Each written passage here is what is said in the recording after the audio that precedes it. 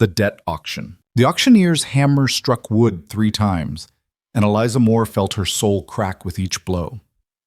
Standing on that sun-bleached platform in Ash Hollow, Wyoming territory, she held her 6-month-old son against her chest while strange men shouted numbers, pricing her like cattle, like land, like anything but human.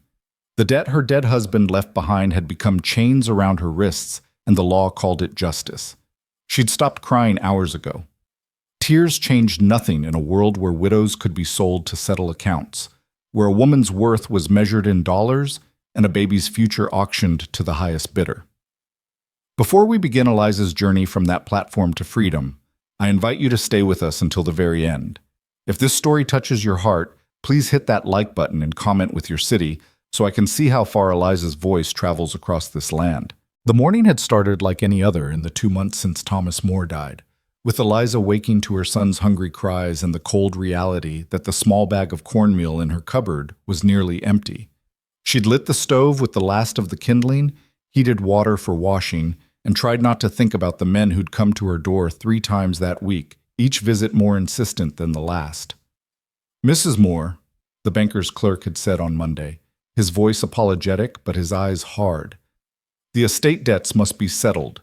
We've shown considerable patience." Considerable patience, as if 2 months was generous, as if she'd had time to grieve, to think, to understand how Thomas, quiet, careful Thomas, had borrowed against everything they owned and lost it all in a cattle venture that never materialized. By Wednesday, the clerk brought the banker himself.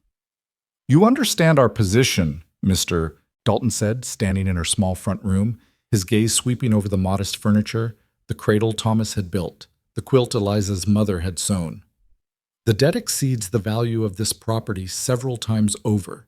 If you had family, perhaps arrangements could be made. But as it stands—" He'd let the sentence hang, but Eliza understood. An orphan, who'd married an orphan, now raising an orphan of her own. No one to appeal to, no one to intervene. On Friday, they brought the papers. "It's legal," Dalton assured her, though she hadn't questioned it. "The territorial statutes are quite clear. Outstanding debts may be recovered through indenture of the debtor's household. Since Mr. Moore is deceased, the obligation transfers. 7 years of service to settle the principal and interest. It's more merciful than prison, Mrs. Moore." More merciful. She'd held William closer and signed where they indicated, her hand steady because shock had numbed her completely. Saturday had brought the notice. The auction would be held Sunday afternoon in the cattle yard behind the feed store. Public sale to ensure competitive bidding and proper debt recovery. And now Sunday had arrived. Eliza stood in the cattle yard at 2 o'clock, the sun beating down on her bare head. They'd asked her to remove her bonnet so buyers could see her face clearly. William fussed against her shoulder, too hot, too hungry, sensing his mother's fear, though he was far too young to understand its source. Around the platform, maybe 40 men had gathered. Ranchers, merchants, drifters. Some she recognized from church, from the mercantile, from passing on the street. Others were strangers drawn by word of mouth, by the prospect of acquiring labor at auction prices. They didn't look cruel, most of them. They looked practical, assessing.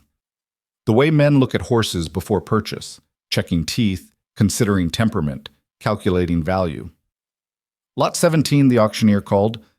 He was a professional brought in from Cheyenne, experienced in livestock sales and estate liquidations. Eliza Moore, age 23, good health, with infant son William. 7-year indenture to settle debts totaling $473 plus interest and fees, combined service to cover full obligation.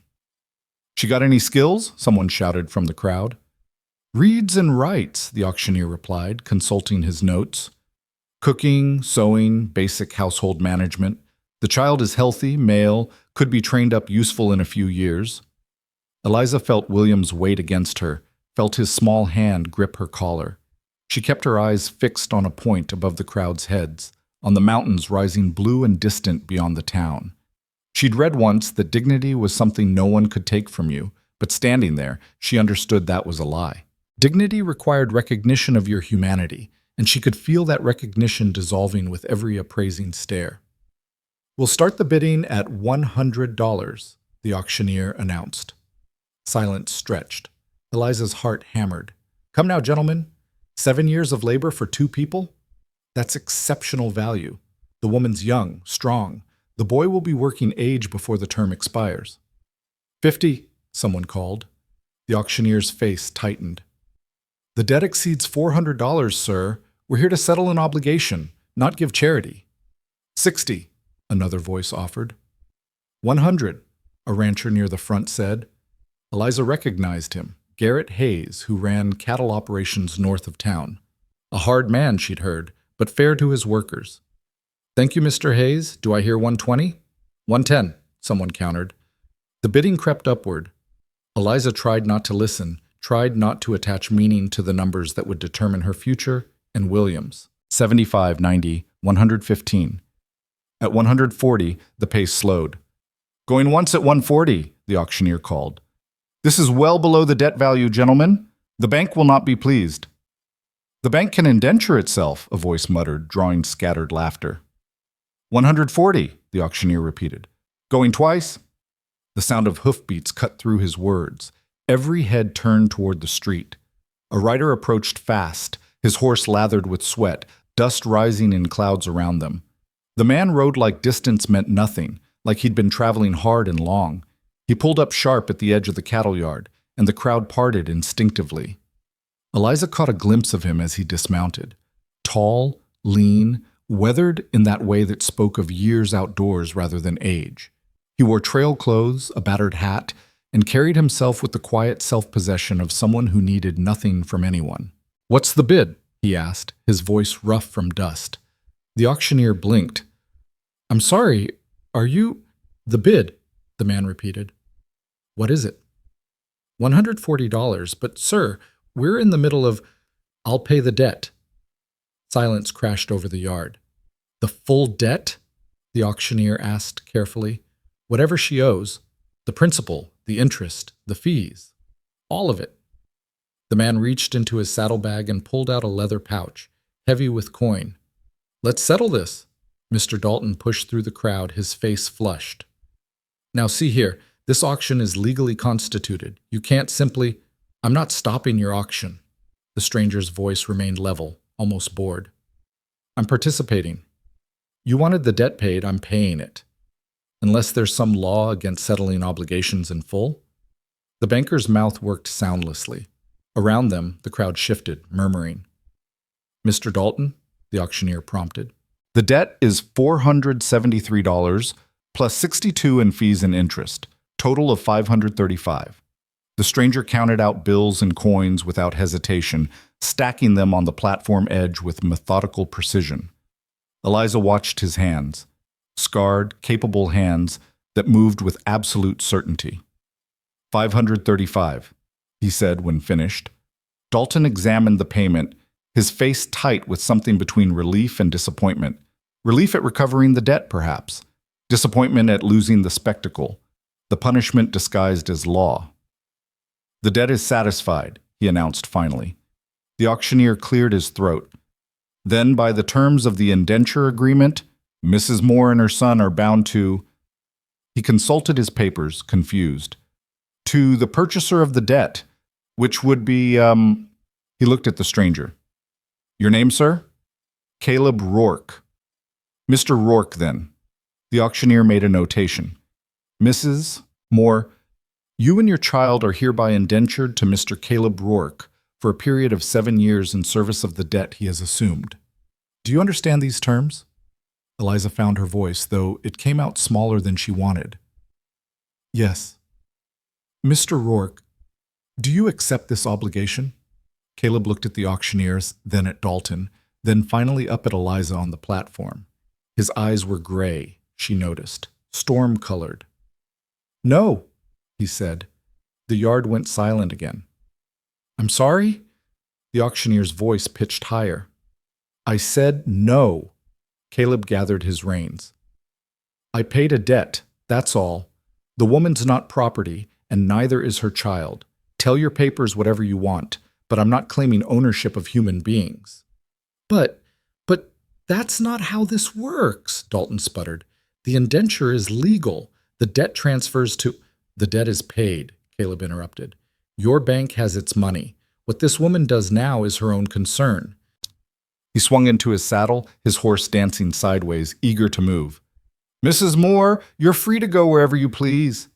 He turned his horse toward the street. Wait, Eliza heard herself call. Wait, please. Caleb paused, looking back. Eliza's mind spun. Free to go where? With what money? Carrying a 6-month-old baby? The house was forfeit, her possessions sold to cover partial debt. She had nothing but the dress on her back and the child in her arms. She swallowed hard. I don't understand. You paid $500 for nothing? Not nothing. I paid a debt that shouldn't have existed. Difference. But why? Something shifted in Caleb's expression, not quite a smile, more like acknowledgement of a pain he understood too well. Because I've seen what happens when people get treated like commodities. Seen it enough for one lifetime. He tipped his hat slightly. You take care, Mrs. Moore. She can't just leave, Dalton insisted, finding his voice. The terms of the indenture are clear. Someone must assume responsibility for... Responsibility for what?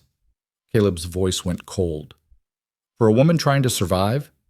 For a baby who did nothing but be born? Your papers don't mean a damn thing, Dalton. The debt's paid. That's the end of it. The law says debts can be collected. I collected this one. It's collected. What you're talking about now is something else entirely, and I want no part of it. He started to ride away again. Mr. Rourke. This time, Eliza's voice was stronger. She shifted William to her other shoulder and straightened her spine. If you meant what you said, if I truly have a choice, then I'm asking for help. Not ownership, not indenture. Help. Caleb studied her for a long moment.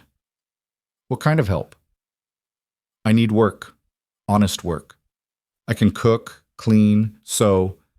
I'm not afraid of labor. I just need... She paused, fighting to keep her voice steady. I need a chance to build something for my son, a chance that doesn't involve being sold. The yard was utterly quiet now. Every man present understood they were witnessing something that transcended their Sunday afternoon entertainment, something that would be discussed for months in saloons and at supper tables. Caleb dismounted again.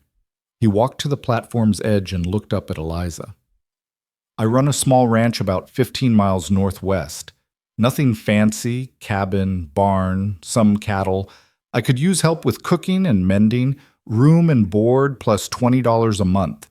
You work as long as you want. Leave whenever you choose. No papers, no ownership, no obligation beyond fair exchange of labor for wages. That acceptable? Eliza felt tears prick her eyes. Not from sadness this time, but from the simple shock of being offered dignity. Yes, it's acceptable. Then come down from there. She descended the steps carefully, William heavy in her arms. When her feet touched solid ground, she felt something release in her chest. Not freedom exactly, not yet, but the possibility of it. Caleb turned to the crowd. Anyone have objections? Dalton opened his mouth, but the mayor, who'd been watching from the side, placed a hand on his arm. The debt's paid, Walter. Let it go. This sets a dangerous precedent, Dalton muttered. Does it? The mayor's voice was mild, but his eyes were sharp. Seems to me the precedent we've been setting is worse. Debt satisfied, everyone goes home. That's how this ends. The crowd began to disperse, some looking relieved, others disappointed that their Sunday excitement had been diffused. A few men nodded respectfully to Caleb as they passed. Others avoided Eliza's eyes entirely. When the yard had mostly cleared, Caleb retrieved a canteen from his saddle and offered it to Eliza. Your boy need anything immediate? He's hungry, Eliza admitted. I haven't been able to feed him properly in days. Caleb's jaw tightened, but he didn't comment on that. Instead, he pulled a wrapped package from his saddlebag, dried beef and hard bread. Not much, but it'll help until we reach the ranch. There's a woman there, May, who helps with cooking and such. She'll have what you need. May? Housekeeper. Been with me for years. She'll show you the setup. He paused. Fair warning. She's got strong opinions about most things and isn't shy about sharing them. If you can handle that, you'll get along fine. The smallest smile touched Eliza's lips. I think I can manage. They rode out of Ash Hollow 20 minutes later. Eliza seated behind Caleb with William secured against her chest, in a makeshift sling Caleb had fashioned from his extra shirt. The town watched them go, and Eliza didn't look back. The journey took 4 hours. Caleb rode in silence mostly, occasionally pointing out landmarks: a lightning split pine that marked the turn to his property, a creek where the water ran clean year-round, the distant peak that helped orient direction in bad weather. William slept against Eliza's chest, lulled by the horse's rhythm. Eliza studied the land they crossed: rolling hills still green from summer rains, clusters of cottonwood marking water sources, the vast open sky that seemed to press down with its immensity. It was beautiful and harsh, like most things in this territory, a place where weakness meant death and strength meant survival. Nothing more. "You grew up out here?" she asked finally, breaking the long silence. "Montana originally, came south after the war." "The war," Eliza repeated. That explained some things: the way he carried himself, the scars she'd glimpsed on his hands, the look in his eyes that suggested he'd seen more than anyone should. "You fight?" "Yeah." When he didn't elaborate, Eliza let it drop. Some wounds needed silence more than sympathy. The sun was lowering toward the western peaks when they crested a rise and Caleb pointed. There. The ranch lay in a shallow valley, protected on 3 sides by hills. The cabin was solidly built, logs chinked tight, a stone chimney, real glass in the windows. The barn stood 50 yards distant, in good repair. A corral held maybe a dozen horses, and Eliza could see cattle grazing beyond, their forms dark against the grass. "It's larger than I expected," she said honestly. "Started small. Built it up over time." Caleb guided the horse down the slope toward the cabin. "It's not much compared to some of the big operations, but it's mine. Well, mostly mine. Bank holds some paper still, but we're current." Smoke rose from the cabin chimney. As they approached, the door opened and a woman emerged, tall, maybe 50, with iron gray hair pulled back severe and eyes that assessed Eliza in one swift glance. "You're late," May said to Caleb. "I was about to send someone looking." Had a stop to make. Caleb dismounted and helped Eliza down, his hand steadying her when her legs wobbled from the long ride. "May, this is Eliza Moore and her son William. They'll be staying on helping with the house. Eliza, May Henderson. She runs things here, and I recommend you don't cross her." May's severe expression didn't change, but something flickered in her eyes, recognition, perhaps, or understanding. "Ash Hollow?" "Yeah. The auction. It's handled." May studied Eliza more closely now, her gaze lingering on William. "Baby needs feeding." "I know. Can you—" "I've got goat's milk warming. Bring them inside." May turned toward the cabin, then paused. "She's staying because she wants to or because she has to?" "Because she wants to," Eliza answered before Caleb could. "I asked for work. He offered it. That's the arrangement." May's expression softened fractionally. "Good. Come on, then. That baby's half-starved by the look of him, and you're not much better." The cabin's interior was plain but comfortable. A main room with a stone fireplace, a kitchen area with a good iron stove, doors leading to what Eliza assumed were sleeping quarters. Everything was clean and well-maintained, the kind of home that spoke of care rather than wealth. May had Eliza settled in a chair near the fireplace within minutes, William in her arms, while she heated goat's milk to the right temperature and produced a clean cloth for feeding. "We'll need to rig something better than cloth feeding," May said, watching William suckle hungrily. "I'll ask around town, see if anyone has a proper bottle they can spare." "I can pay," Eliza said quickly. "Once I receive wages, I can—" "We'll work it out." May's voice was brisk but not unkind. "For now, focus on getting that boy fed and yourself rested. You look like you've been through hell." Eliza's throat tightened. "It's been a difficult few months." "I imagine it has." May moved to the stove, ladling stew into a bowl. "Eat this. Caleb probably fed you trail rations, which aren't fit for nursing mothers." The stew was rich and hot. Venison, potatoes, carrots, thick with gravy. Eliza ate slowly, trying not to appear desperate despite the fact that it was the first real meal she'd had in weeks. Caleb had disappeared outside, seen to his horse and evening chores. Through the window, Eliza watched him move between barn and corral, his motions efficient and practiced. "He doesn't talk much," May said, following Eliza's gaze. "But he's decent, more decent than most men I've known, and I've known plenty." "How long have you worked for him?" 7 years this fall. Came here after my husband died, needed work same as you. Caleb offered fair wages and honest treatment. That's more than most women can hope for." May refilled Eliza's bowl without asking. "He tell you about the terms?"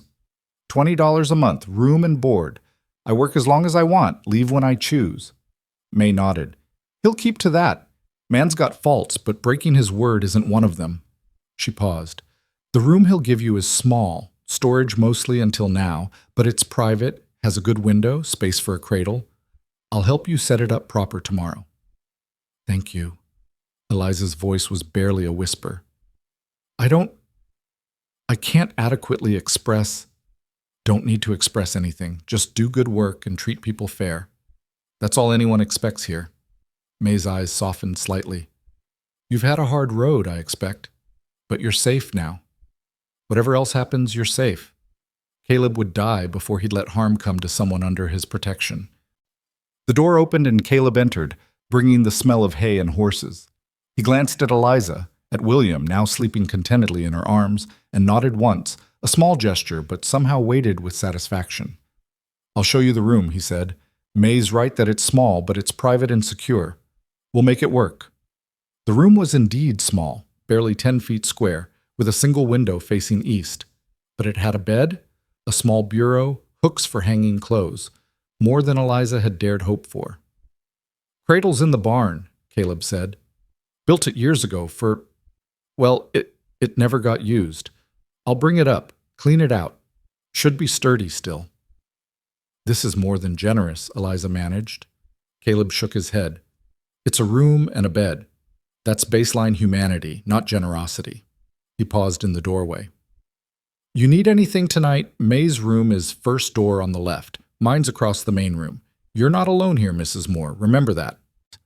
After he left, Eliza stood in the center of the small room, William heavy and warm against her shoulder, and let herself cry.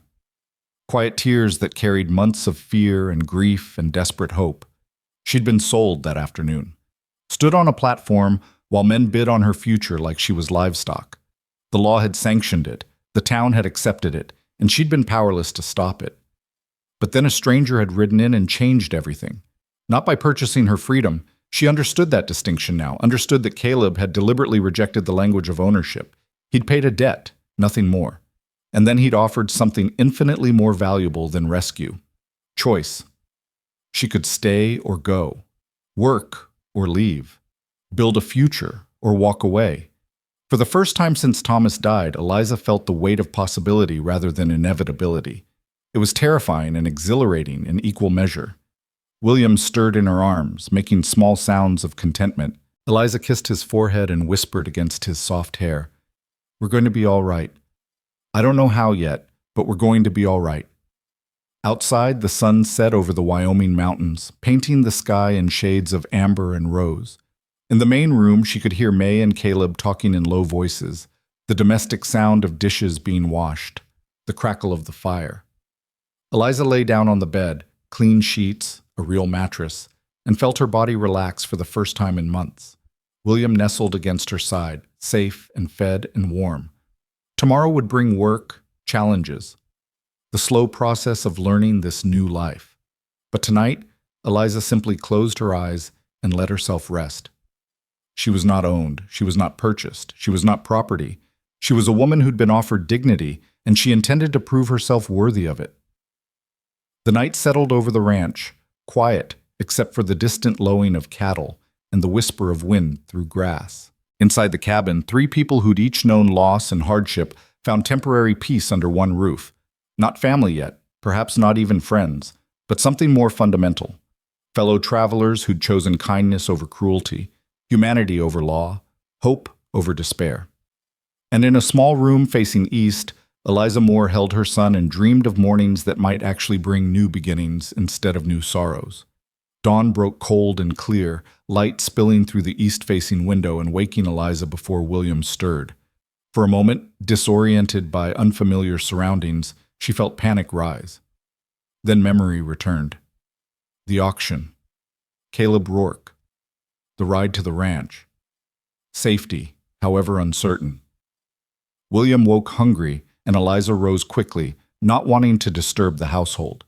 But when she opened her door, she found May already in the kitchen, the stove radiating heat, coffee brewing in a battered pot. "Goat's milk is warming," May said without looking up from the biscuits she was forming. "There's a basin of water for washing on the side table. Caleb's already out seeing to the horses." Eliza fed William first, then washed quickly and joined May at the work table. "What can I do?" May glanced at her appraisingly. "You know your way around a kitchen?" "I managed my own household for 3 years. Nothing fancy, but I can cook most things if you have the ingredients." "Good." May gestured toward a bucket of potatoes. "Those need peeling for hash. Caleb likes a substantial breakfast, works hard, needs fuel.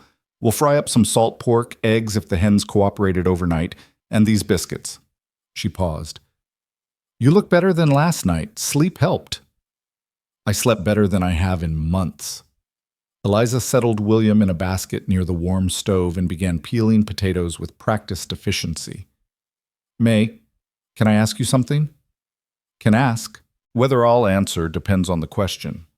Yesterday, when Caleb said he wouldn't claim ownership of me, was that genuine? Or is there some understanding I'm missing?" May's hand stilled over the biscuit dough. She looked at Eliza directly, her expression serious. "That man has never lied in all the years I've known him.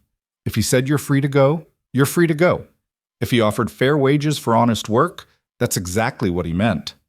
But $500 is a lot of money. Yes, more than most men would spend on principle."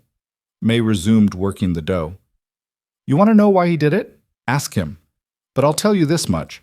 Caleb doesn't believe people should be treated as commodities. He's got reasons for that belief, and they run deep." The door opened and Caleb entered, bringing the sharp morning air with him. He nodded to both women, poured himself coffee, and stood by the stove warming his hands. "Horses are fed, cattle are fine. Need to ride the north fence line today. Check for breaks." He glanced at Eliza. "How's the boy this morning?" "Fed and content, thank you. May show you around yet?" "We're starting with breakfast," May interjected. "The grand tour can wait until after the man's fed." Caleb's mouth quirked slightly, the closest thing to a smile Eliza had seen from him. "Fair enough." They ate at the rough wooden table, the meal substantial and hot. Caleb ate with the methodical focus of someone used to physical labor, not wasting energy on conversation when fuel was needed. May kept up a running commentary about ranch business, which hens were laying, whether they needed more flour from town, the leak in the barn roof that required attention before winter. Eliza listened carefully, filing away information. This was her world now, at least for the foreseeable future. She needed to understand its rhythms and requirements. After breakfast, May did show her around. The smokehouse where they cured meat, the root cellar dug deep and cool for storage. The chicken coop where May collected eggs while muttering about lazy hens. The barn was well organized, tools hung properly, hay stacked neat. Caleb clearly ran his operation with military precision. "He learned that in the war," May said, following Eliza's gaze.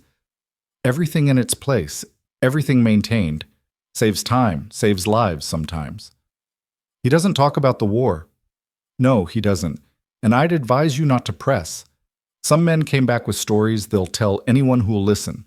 Caleb came back with stories he won't tell anyone at all. That should tell you something about what he saw." They returned to the cabin to find Caleb preparing to ride out. He'd saddled a sturdy bay gelding and was checking his supplies: rope, tools, canteen. "I'll be back by sundown," he told May. "If the fence is worse than expected, maybe later. Don't hold supper. Take extra water," May ordered. "It's going to be hot today." Caleb added another canteen without argument, then swung into the saddle. He looked down at Eliza, who stood in the doorway with William on her hip. "You settle in all right?" "Yes, thank you." "May will get you oriented. Anything you need, ask her. Anything she can't handle, it'll wait until I'm back." He rode out, and Eliza watched him go. A solitary figure against the vast landscape, comfortable in his isolation. "He's always alone like that?" she asked May. Mostly, hires help during branding and roundup, but day-to-day he works solo, prefers it that way. May headed back inside. Now, let's talk about your actual duties. Caleb said $20 a month, which is generous, but you'll earn it. Cooking, cleaning, mending, laundry, preserving food when harvest comes, helping with the vegetable garden.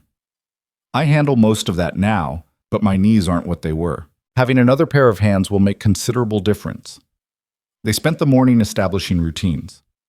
Eliza learned where supplies were kept, how May organized the kitchen, what Caleb's preferences were regarding meals and household management. William slept or played contentedly in his basket, and Eliza felt something loosen in her chest, the constant anxiety that had gripped her since Thomas's death finally easing slightly. Midday, while they were preparing a cold lunch, May said abruptly, "You should know that people will talk." Eliza looked up from slicing bread. "About what?" "About you being here. Young widow living on a bachelor's ranch. Doesn't matter that I'm here too. Doesn't matter what the actual arrangement is. People will assume the worst." "Let them," Eliza said quietly. "I've discovered I care less about reputation than I do about survival." May smiled, a real smile this time, warm and approving. "Good answer. You'll do fine here." That afternoon, May taught Eliza how to milk the goats that provided William's supplemental feeding. The animals were cantankerous, but May handled them with firm competence, and Eliza found she had a knack for the work. "Your boy's thriving on the milk," May observed, watching William wave his fists energetically from his basket. "He was half-starved yesterday. Amazing what a day of proper feeding does." "I couldn't produce enough," Eliza admitted, the shame of it still sharp. "I wasn't eating properly myself, and the stress—" "Well, you're eating now, and the stress is different. Give it time. Meanwhile, we've got goat's milk aplenty." Evening brought Caleb back, as promised, just as the sun touched the western peaks.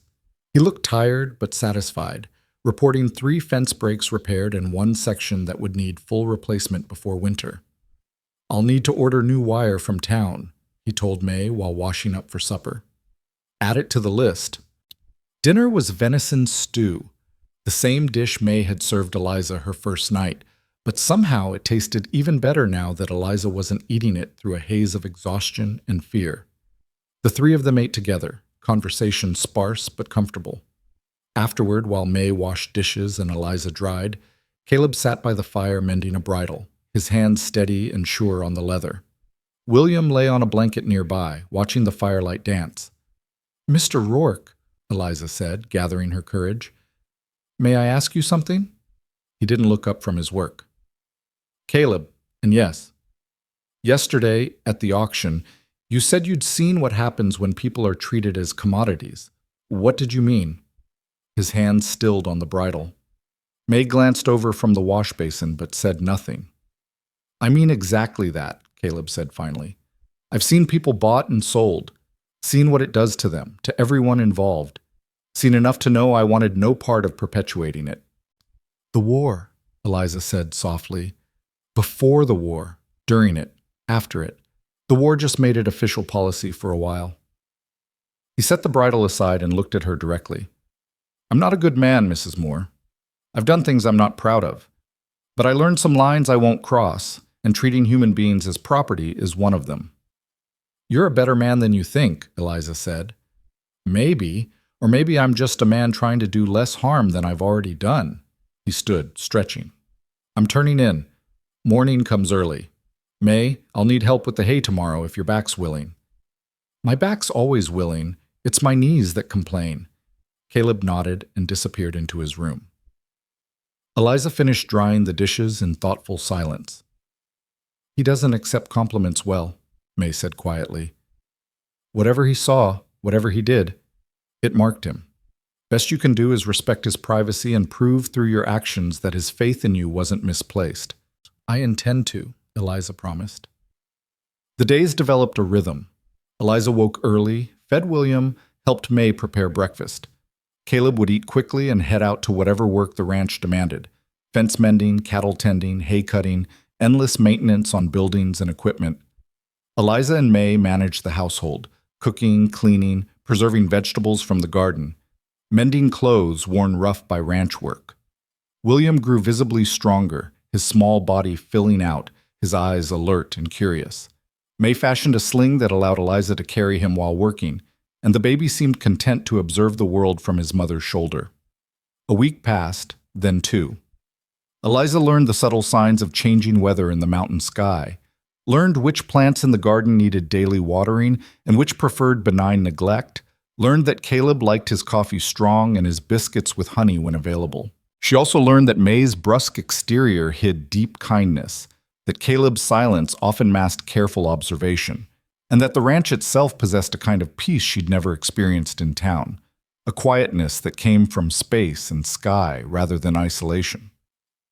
On a Thursday morning, 3 weeks after her arrival, Caleb announced at breakfast that he needed to ride into Ash Hollow for supplies. The statement landed like a stone in still water. Eliza's hands tightened on her coffee cup. She hadn't been back to town since the auction. The thought of returning, of facing the people who'd watched her stand on that platform, made her stomach clench. "I'll go with you," May said immediately. "Need to pick up fabric and thread anyway." Caleb looked at Eliza. "You're welcome to come if you want, or stay here. Your choice." Eliza thought of Thomas's grave, which she hadn't visited since his burial. Thought of the few possessions she'd left behind in the small house, now surely gone to creditors. Thought of facing the banker, the auctioneer, the men who'd bid on her future.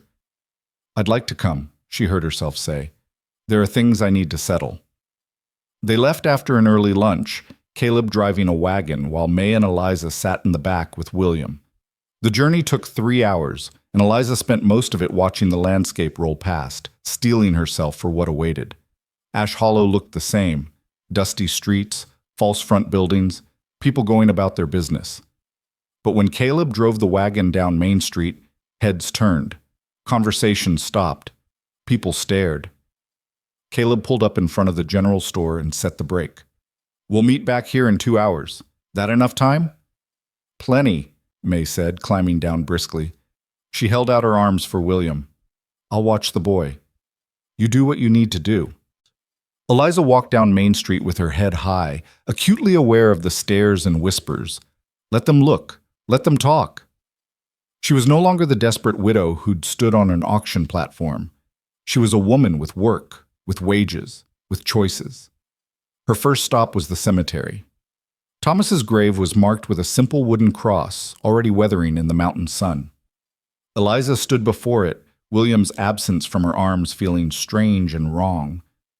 "I'm all right," she said quietly to the turned earth. "William's all right. We're at a ranch northwest of here, working for a decent man. You'd approve, I think. He's honest." She paused, searching for more words, but found she had little to say. Thomas had been a good man but a distant husband, more absorbed in his business ventures than in their marriage. His death had grieved her, but if she was honest, it hadn't devastated her the way it perhaps should have. "I'll raise our son right," she promised. "I'll make sure he knows you loved him, even if you never got to show him." She left the cemetery and walked to the small house that had briefly been her home. As expected, it was locked and empty, likely held by the bank until they could sell it to recover remaining costs.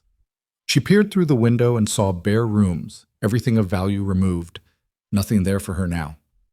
Her final stop was the bank. Mr. Dalton looked up when she entered, his expression shifting from surprise to discomfort. "Mrs. Moore, I wasn't expecting, that is, how may I help you?" "I want to confirm that my husband's debt has been satisfied in full." Dalton shuffled papers, clearly wishing she would disappear. "Yes, Mr. Rourke's payment covered all obligations. The estate is settled. And the indenture contract is legally void, given that the debt no longer exists." He wouldn't meet her eyes. "You're free of any obligations to this institution, Mrs. Moore." "Thank you for confirming." Eliza turned to leave, then paused. "Mr. Dalton, one more thing. That auction, it was legal, you said. Territorial statute allows for— I'm not questioning the law. I'm questioning the morality of it. You stood there and watched men bid on a human being, on a mother and child, and you saw nothing wrong with that?" Dalton's face flushed. "The bank must recover its investments." "At what cost? At what human cost? Eliza's voice remained steady, but her words carried weight. You're a father, Mr. Dalton. I've seen your children at church. Imagine one of them widowed, desperate, standing where I stood. Would the law seem so reasonable then? She didn't wait for an answer. She walked out of the bank and back into the sunlight, her heart pounding, but her head clear. May was waiting at the general store, William content in her arms. You all right? I am, actually, surprisingly all right.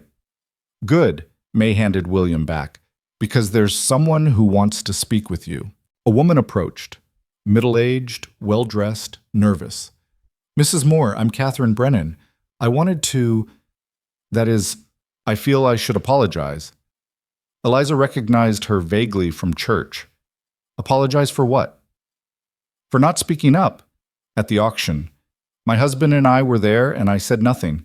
I stood by and let that happen to you, and I've regretted it every day since. Mrs. Brennan's eyes were earnest. When Mr. Rourke rode in and paid your debt, I realized how wrong we'd all been. How wrong I'd been. You weren't the one selling me, Eliza said quietly. No, but I was complicit in allowing it. We all were. Mrs. Brennan glanced around at the street, at the people still watching with varying degrees of curiosity and discomfort. Some of us have been talking about the law, about whether it should be changed. It's not much, but I wanted you to know that what happened to you mattered, that it changed something. Eliza felt her throat tighten. Thank you for telling me that. After Mrs. Brennan left, May said thoughtfully, there are more like her, women who've been thinking hard about what they witnessed. Men too. Your auction made people uncomfortable in ways they can't ignore. One auction won't change the law. Maybe not, but it's a start. Caleb found them outside the general store, the wagon loaded with supplies. Ready? The journey back to the ranch was quieter, but not uncomfortable. Eliza held William and watched the mountains draw closer, feeling something settle in her chest. She'd faced the town that had sold her. She'd stood in front of the banker who'd authorized it. She'd visited her husband's grave and left her past behind. Forward was all that remained now. That evening, after supper, Caleb brought out a small leather pouch and set it on the table in front of Eliza. What's this? Your wages, 3 weeks at $20 a month prorated. Comes to $15. Eliza stared at the money, more cash than she'd held in months. I can't take this yet. I haven't... You've worked 3 weeks. You've earned it. Caleb's tone left no room for argument. May can show you how to get to town if you want to save it at the bank, or you can keep it here. Your choice either way. After he'd gone outside, May said, He's right, you know. You've more than earned your keep, and he always pays fair. Eliza picked up the pouch, feeling its weight. This was freedom, tangible and real, money she'd earned through her own labor that belonged to her alone. May, she said slowly, what's Caleb's story? Really? May considered for a long moment, then sighed. It's not my story to tell completely, but I'll say this much. He came back from the war with money he shouldn't have had, bought this land and built this ranch from nothing. Works harder than any 3 men I know, never complains, never asks for help, lives alone because he thinks he should, not because he wants to.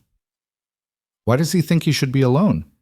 Because he believes he doesn't deserve better. Because whatever he did or saw convinced him he's beyond redemption. May's voice softened. But here's what I've learned in 7 years. Caleb Rourke is the kind of man who'd ride into an auction and pay $500 to stop an injustice. That tells you more about his character than whatever he thinks he did wrong. Eliza looked out the window to where Caleb stood in the corral, working with a young horse, his movements patient and steady. She thought about the way he'd offered her choice instead of ownership, dignity instead of rescue. He's a good man, she said. He is, May agreed. Question is whether he'll ever believe it himself.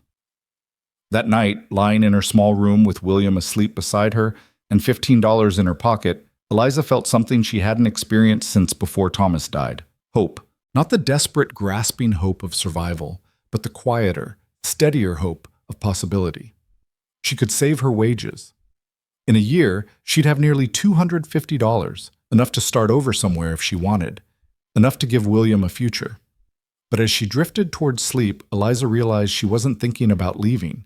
She was thinking about staying. About learning more of May's competent efficiency. About earning more of Caleb's quiet respect. About building something stable and good in this harsh, beautiful place. Outside, the wind whispered through the grass and the stars wheeled overhead in their ancient patterns. Inside the cabin, 3 people who'd all known loss slept under one roof, each finding something they'd thought impossible: safety, purpose, and the fragile beginnings of belonging. The seasons changed slowly in Wyoming territory, summer's heat giving way to autumn's crisp mornings and earlier sunsets. Eliza had been at the ranch nearly 2 months when the first letter arrived. Caleb brought it back from town on a supply run, handing it to her without comment. The envelope was official-looking, addressed to Mrs. Eliza Moore in care of the Rourke Ranch. The return address made her breath catch. Office of the Territorial Governor, Cheyenne. May looked up from the bread she was kneading. "You gonna open it or just stare at it?" Eliza broke the seal with trembling fingers. The letter was brief and formal, requesting her presence at a hearing regarding territorial indenture practices. Her testimony was sought as someone directly affected by the existing statutes. The hearing was scheduled for 3 weeks hence. "They want me to testify," she said quietly, reading it again to make sure she'd understood correctly. "About the auction." Caleb, who'd been drinking coffee by the stove, set his cup down carefully. "You don't have to go." "I know." Eliza folded the letter, her mind racing. "But I think I should." May wiped flour from her hands. "This is about Catherine Brennan and those other women, I'd wager. They've been making noise in town about changing the law, must have reached the territorial government." "What would they want from me exactly?" Eliza asked. "The truth," Caleb said. "What happened, how it felt, what it meant. They'll want to hear it from someone who lived it." He paused. "But hearings like this, they can get ugly. Questions you don't want to answer. People trying to make you look foolish or dishonest. You sure you want to put yourself through that?" Eliza thought about standing on that platform while men shouted bids. Thought about the humiliation, the powerlessness, the terrible awareness that the law sanctioned her sale. Thought about William growing up in a world where such things were still possible. "I'm sure," she said. The next 3 weeks passed in a blur of preparation. Catherine Brennan visited the ranch twice, bringing other women from town who'd been advocating for legal reform. They coached Eliza on what to expect, how to answer questions clearly and calmly, what details the territorial representatives would find most compelling. "Don't be afraid to show emotion," Mrs. Brennan said during one session, "but don't let it overwhelm your words. The facts are powerful enough on their own." Eliza practiced her testimony with May, who played the role of skeptical legislator with uncomfortable accuracy. "Why didn't you simply appeal to charity?" May would demand. "Surely the church would have helped a widow in need." "I tried," Eliza would respond, keeping her voice steady. "I was told that accepting charity would set a poor example for other widows, that I needed to show Christian fortitude and accept my situation as part of divine will." "And you consider the auction unchristian?" "I consider treating human beings as property fundamentally wrong, regardless of what theology is used to justify it." Caleb stayed mostly silent during these preparations, but Eliza noticed him listening carefully when he thought no one was watching. One evening, after the visitors had left, he surprised her by speaking up. "When they ask why you signed the indenture papers, don't apologize for it." Eliza looked up from nursing William. "I wasn't planning to apologize." "Good, because they'll try to make it seem like you agreed to be sold, like it was consensual somehow." His voice was hard. "Make them understand what consent means when the alternative is watching your child starve." The morning they were set to leave for Cheyenne, Eliza woke before dawn to find May already packing food for the journey. "You didn't have to do this," Eliza protested. "Course I did. You'll be gone 3 days at least, and you need to keep your strength up." May wrapped bread and cheese in cloth, added dried meat and apples. "Caleb's driving you in the wagon. I'll mind the ranch while you're gone." "May, I can't ask you to." "You didn't ask. I'm offering. There's a difference." May's expression softened slightly. "This matters, Eliza. What you're doing matters. Don't doubt that." The journey to Cheyenne took a full day, Caleb pushing the horses steadily, but not recklessly. William slept in a basket secured between them, rocked by the wagon's motion. Eliza spent the miles rehearsing her testimony silently, trying to find words adequate to describe the indescribable. They reached Cheyenne as the sun set, painting the territorial capital in shades of orange and purple. Caleb had arranged rooms at a modest boarding house. Separate rooms, Eliza noted, careful of her reputation even here where no one knew them. The hearing was scheduled for 10 o'clock the following morning. Eliza slept poorly, waking repeatedly to feed William and calm her racing thoughts. When dawn finally came, she dressed carefully in her best dress, still plain, still worn, but clean and respectable. The territorial building was imposing, built of stone with tall windows and an air of official importance. Inside, Eliza found herself directed to a waiting room where a dozen other people sat in various states of nervousness. Catherine Brennan appeared, offering reassurance. "You'll do wonderfully. Just tell them what happened. They need to hear it from you." At precisely 10 o'clock, a clerk called Eliza's name. She followed him into a large chamber where 5 men sat behind a raised desk, the Territorial Review Committee, she assumed. Perhaps 30 observers filled the benches behind her. She spotted Caleb in the back row, his presence steadying. "Mrs. Moore," the chairman began, an older man with steel gray hair and sharp eyes. "Thank you for coming. We're reviewing the territorial indenture statutes and have invited testimony from those affected by current law. Please state your full name and circumstances for the record." Eliza took a breath. "My name is Eliza Moore. I'm 23 years old, widowed with a 6-month-old son. 2 months ago, I was sold at public auction in Ash Hollow to settle my late husband's debts." Murmurs rippled through the observers. The chairman raised a hand for silence. "Please describe the events leading to this auction." Eliza told them everything. Thomas's death, the discovery of debts, the banker's visits, the papers she'd signed because the alternative was prison or destitution. She described standing on the platform, holding William, while men evaluated her worth in dollars. "And you signed the indenture agreement voluntarily?" one committee member asked. "I signed it because I was told it was the only legal option available to me. I signed it because I had a baby to feed and no means to do so. If you consider that voluntary, then yes, I signed voluntarily." "What would you have preferred?" "Time," Eliza said simply. "Time to find work, to earn money, to pay the debt through my own labor over a reasonable period, not to be sold like livestock to whoever bid highest." The questions continued for over an hour. They asked about the auction process, about the men who bid, about the legal proceedings. They asked what Eliza thought fair resolution would have looked like. "A payment plan," she said. "Wages garnished until the debt was satisfied, but with me maintaining control of my own person and my child. The debt was legitimate. My husband borrowed that money. But treating me as property to recover it was not legitimate, regardless of what the statute books say." Then one committee member, a younger man with a skeptical expression, leaned forward.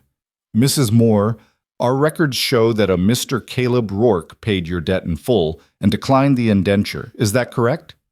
"Yes." "And you now work for Mr. Rourke?" "I do." "For wages?"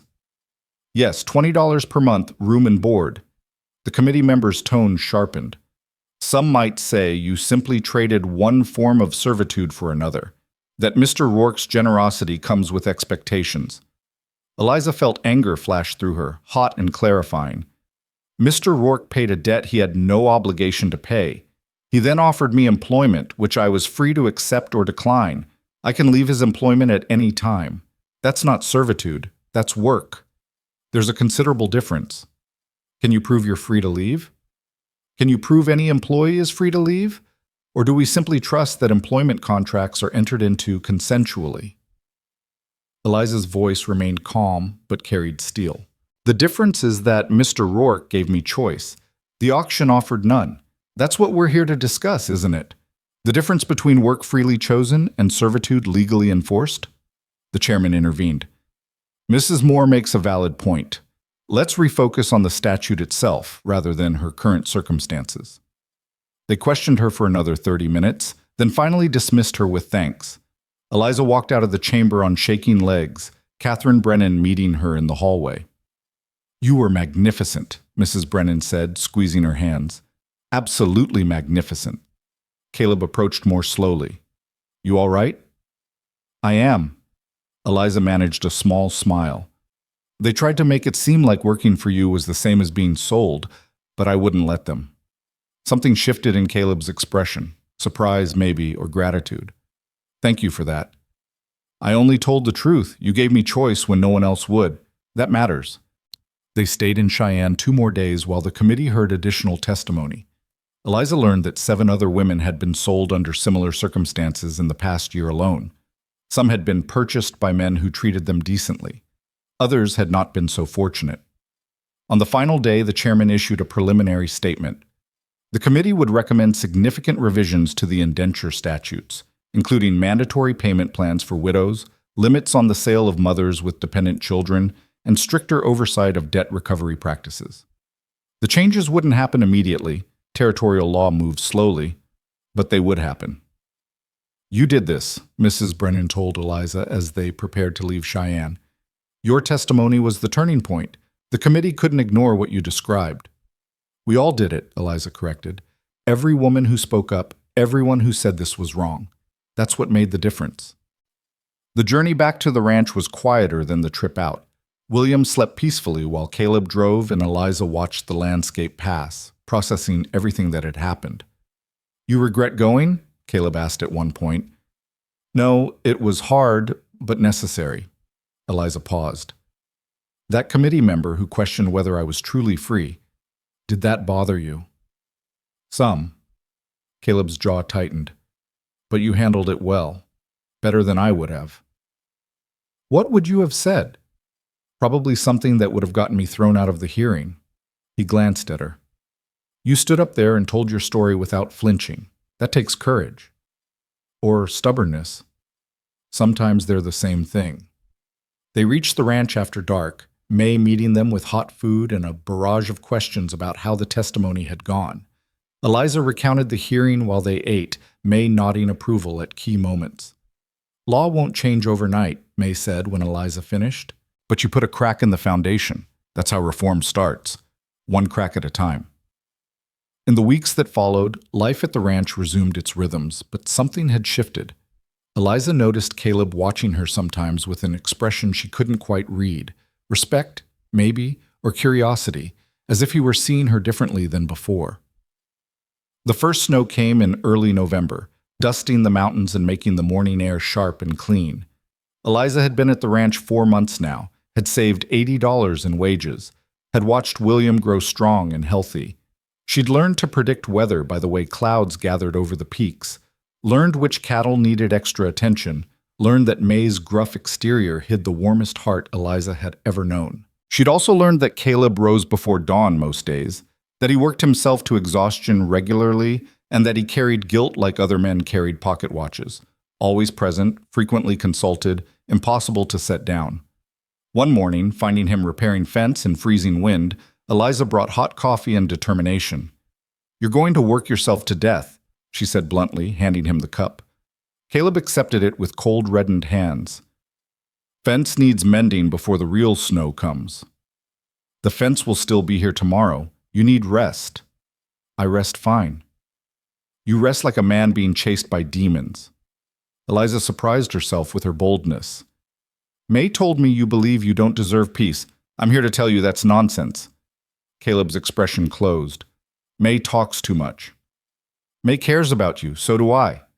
Eliza pressed on despite his obvious discomfort. Whatever you did or didn't do in the war, whatever you think you need to atone for, you've more than paid that debt. You saved my life, Caleb. You gave me back my dignity. That counts for something. I paid money, that's all. You paid money when you didn't have to stop an injustice you had no responsibility for. You offered me work instead of ownership. You testified to my character without being asked. You drove me to Cheyenne so I could speak truth to power. Eliza's voice softened. These aren't the actions of a man beyond redemption. These are the actions of a good man. Caleb stared at the fence post, his jaw working. Finally, he said, I was a sharpshooter in the war, killed men from distances they never saw coming, killed officers, supplies guards, anyone I was ordered to kill. I was good at it, too good. He paused. After the war, I couldn't stop seeing their faces. Couldn't stop wondering who they'd been, if they had wives, children, people waiting for them who never knew what happened. War asks terrible things of soldiers. War asked, and I delivered without hesitation. I told myself it was duty, necessity, but the truth is I was skilled at killing and I used that skill efficiently. He finally looked at her. That's why I live out here, why I work alone. I don't trust myself around people I might care about. Eliza absorbed this, understanding dawning. You think you'll hurt us? I think I'm capable of hurt. That's enough reason for caution. Caleb Rourke, in the 4 months I've known you, you have been nothing but patient, kind, and decent. You've shown more restraint and compassion than most men I've met who never fired a shot in anger. Eliza moved closer, forcing him to meet her eyes. You're punishing yourself for surviving, for being good at something horrible that war required. But survival isn't a sin. Neither is skill used under orders. You don't understand. I understand that you rode into an auction and saved a woman and child from being sold. I understand that you work yourself ragged maintaining this ranch because physical exhaustion is the only way you can quiet your mind. I understand that you're terrified of being close to anyone because you think you'll somehow corrupt them with your presence. Eliza's voice was firm but gentle. And I'm telling you that you're wrong. You're not dangerous. You're not beyond redemption. You're just a man who survived something awful and hasn't forgiven himself yet. Caleb's eyes were suspiciously bright. May definitely talks too much. May loves you like a son. I'm starting to understand why. He turned back to the fence, clearly uncomfortable with the emotion in his voice. Coffee's getting cold. Then drink it and come inside. May's making stew and you need a proper meal. Fence? We'll be here tomorrow, Eliza finished. Come inside, Caleb. Let yourself rest. After a long moment, he set down his tools and followed her back to the cabin. May raised an eyebrow when they entered together, but said nothing, simply ladled stew into bowls and set them on the table. That evening, after William was asleep and May had retired, Eliza found Caleb sitting by the fire, staring into the flames. Can I ask you something? She said quietly. Seems to be the day for it. Why did you really pay my debt? The truth. Caleb was silent so long she thought he wouldn't answer. Then, I had a sister, younger than me. After the war, she married a man who turned out to be a gambler, ran up debts. When he died, creditors came after her. She had 2 small children. He paused, pain crossing his features. I was in Montana, didn't know about it until it was too late. By the time I got there, she'd been indentured to a mining operation. Died 6 months later in a collapsed tunnel, working off her dead husband's poker debts. Eliza's hand flew to her mouth. Oh, Caleb. I had money by then, money from bounties and sharpshooting prizes, blood money I'd never wanted. But I had it, and I could have saved her if I'd known. He looked at Eliza directly. When I heard about your auction, I saw a chance to do for someone else's sister what I couldn't do for my own. That's why I paid. That's the whole truth. I'm so sorry for your loss. It was 5 years ago. I should be over it. Grief doesn't work on schedules. Neither does guilt. Eliza sat down across from him. But punishing yourself won't bring her back. And saving me doesn't erase her death. You know that, right? Knowing it and believing it are different things. Yes, they are. Eliza watched the firelight play across his weathered face. But maybe you could try believing it. For her sake, if not your own. Do you think your sister would want you living like this? Working yourself to exhaustion, denying yourself connection, carrying guilt like a life sentence? She'd tell me I was being a stubborn fool. Then she and I would get along well. Eliza smiled slightly. Listen to her wisdom, even if you won't listen to mine. Caleb almost smiled back. You're persistent. I learned from May. They sat in comfortable silence for a while, the fire crackling, the wind whistling softly outside. Finally, Caleb said, Thank you for what you said about me in Cheyenne, for defending my character when you didn't have to. I only told the truth. You're a good man, Caleb, whether you believe it or not. I'm trying to be. Some days are easier than others. That's all any of us can do. Try to be better than we were yesterday. Eliza stood, preparing to retire. Get some rest tonight. Real rest, not just exhausted collapse. The ranch will survive if you take care of yourself for once.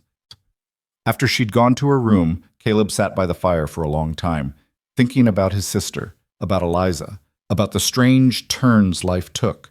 He'd built this ranch as a fortress against connection, against the possibility of caring too much and losing again. But somehow, against all his careful defenses, 2 women and a baby had worked their way inside. May, with her brusque competence and hidden warmth, William, with his innocent smiles and complete trust, and Eliza, with her quiet strength and refusal to accept his self-imposed isolation. For the first time in 5 years, Caleb felt something loosen in his chest. Not healing exactly, not yet, but the possibility of it. The faint, fragile chance that maybe Eliza was right. Maybe survival wasn't a sin. Maybe he didn't have to carry this weight alone forever. Outside, snow began to fall in earnest, covering the ranch in white silence. Inside, 3 people who'd all known loss and pain slept under one roof, each moving slowly towards something they'd thought impossible. Forgiveness, hope, and the complicated, messy business of building a future from the wreckage of the past. Winter settled over the ranch like a held breath, the world gone white and silent under heavy snow. Eliza had never experienced a mountain winter before, had never understood how isolation could feel both peaceful and suffocating in equal measure. The cabin became their entire universe, warm and secure inside while beyond the windows, blizzards raged for days at a time. Caleb spent those storm-bound days maintaining equipment, mending tack, carving wooden toys for William with patient precision. May taught Eliza how to render tallow for candles, how to card wool, how to make soap from lye and fat. They worked companionably while William played on a blanket by the fire, growing stronger every day, pulling himself up on furniture and babbling sounds that almost resembled words. On clear days, Caleb would venture out to check on the cattle, sometimes gone from dawn until well after dark. Eliza learned to recognize the signs of his exhaustion, the way he'd lean against the doorframe before entering, the slowness with which he removed his snow-crusted coat, the silence that meant he'd pushed himself past reasonable limits again. "You'll wear yourself to nothing," May scolded after one particularly brutal day when Caleb had dug 3 cows out of snowdrifts. "Those cattle aren't worth your life." "They're worth my effort," Caleb replied, accepting the coffee Eliza handed him. His fingers were so cold they shook slightly around the cup. "Lost half my herd my first winter here because I didn't know better. Won't make that mistake twice." Eliza sat across from him, studying his face in the firelight. The lines around his eyes had deepened over the winter months, carved there by wind and worry. "You take care of everything except yourself." "I'm fine." "You're not fine. You're running on willpower and coffee." She kept her voice gentle but firm. "What happens if you collapse out there? Who finds you? How do we even know where to look?" Something flickered in Caleb's expression, surprise maybe that she'd thought about such things. "I'm careful." "Careful isn't enough in a blizzard. Careful doesn't prevent accidents." Eliza leaned forward. "We need you, Caleb. This ranch needs you. Stop taking risks with your life like it doesn't matter." "It's not that it doesn't matter. Then what is it? Because from where I sit, you act like a man with nothing to lose. But that's not true anymore. You have this ranch. You have May. You have—" She paused, suddenly aware of how much she was revealing. "You have people who would grieve if something happened to you. That should mean something." Caleb set down his cup carefully. "It does mean something, more than you know." The moment stretched between them, weighted with things unsaid. May cleared her throat from the kitchen. "Stew's ready. Everyone eat before it gets cold." They ate in thoughtful silence, but Eliza noticed Caleb watching her when he thought she wasn't looking, his expression unreadable. That night, unable to sleep, Eliza stood at her window watching snow fall in the moonlight. A soft knock made her turn. May stood in the doorway, wrapped in a heavy shawl. "Saw your light," May said quietly. "Can't sleep?" "Too much thinking." May entered and sat on the edge of the bed. "Want to tell me what you're thinking about?" Eliza hesitated, then admitted, "How long I'm going to stay here." "Ah." May's expression was knowing. "Been wondering when you'd start asking yourself that question." "I've saved almost $150. In another year, I could have enough to start over somewhere. Get a small place, maybe open a boarding house or offer sewing services. Eliza sat beside May. That was always the plan. Save money, build independence, give William a stable home. But, May prompted, but I'm not sure I want to leave. The admission came out barely above a whisper. This place, these people, it feels like home in a way nowhere else ever has. Is that foolish? Not foolish. Complicated, maybe, but not foolish. May was quiet for a moment. You care about him. It wasn't a question. Eliza didn't pretend to misunderstand. I do. I don't know when it happened or how, but I do. Does he know? I don't think so. And I'm not sure it would matter if he did. Caleb's so convinced he doesn't deserve happiness that he'd probably push me away for my own good. May snorted softly. That sounds exactly like something he'd do. Man's got a gift for self-sabotage. She patted Eliza's hand. But here's what I know. He's different with you than he's been with anyone else. Lighter, somehow. Like maybe he's starting to believe he deserves a life instead of just an existence. What do I do with that? Whatever feels right. But don't leave because you think you should. Leave if you want to, stay if you want to. Just make sure the choice is yours, not what you think others expect. After May left, Eliza lay awake thinking about choices. She'd had so few of them for so long. Married Thomas because he was kind and offered security, accepted his business ventures without question, signed indenture papers because there seemed no alternative. Even coming to the ranch had been born of desperation rather than true choice. But staying, that would be different. That would be choosing this life, these people, this place. Choosing to build something here instead of running towards some imagined future elsewhere. The question was whether she had the courage for that kind of choice. January brought a brief thaw, the snow melting enough for Caleb to make a supply run to town. He returned with more than just flour and coffee. He brought news that made Eliza's heart race. Territorial legislature passed the indenture reforms, he announced over supper. Takes effect immediately. No more debt auctions, mandatory payment plans for widows, oversight committees to prevent abuse. Eliza set down her fork carefully, emotion overwhelming her. It actually happened. Because of you, Caleb said. Your testimony made it real for them, made it impossible to ignore. Because of all of us, Eliza corrected, but she felt tears prick her eyes. No other woman would stand on that platform now. No other child would be sold alongside their mother. The law had changed because people had spoken up, had refused to accept cruelty disguised as legal necessity. May raised her coffee cup. To justice, slow but sure. They drank to that, and Eliza felt something settle in her chest. Not closure exactly, but acknowledgement. Her suffering had mattered. Her voice had counted. That was something. Later, while May put William to bed, Caleb found Eliza outside on the porch despite the cold. She stood looking at the stars, breath misting in the frozen air. You'll catch your death out here, he said, draping his coat over her shoulders. I needed air, needed to think. About? About how strange life is. 6 months ago, I was standing on an auction platform thinking my life was over. Now I'm standing here knowing I helped change the law that put me there. She looked at him. You made that possible. If you hadn't paid my debt, if you hadn't given me choice, I'd never have had the strength to testify. You had that strength all along. I just gave you room to use it. You gave me more than room. You gave me dignity when I'd been stripped of it. You offered respect when I was treated as property. Eliza's voice was steady but intense. Do you understand what that meant? What it still means? Caleb shifted uncomfortably. I did what anyone decent would do. No, you did what you chose to do when plenty of others chose differently. Own that, Caleb. Stop diminishing your own goodness. He was quiet for a long moment, his breath clouding in the cold air. Finally, he said, I'm not good at this. At people, at connection.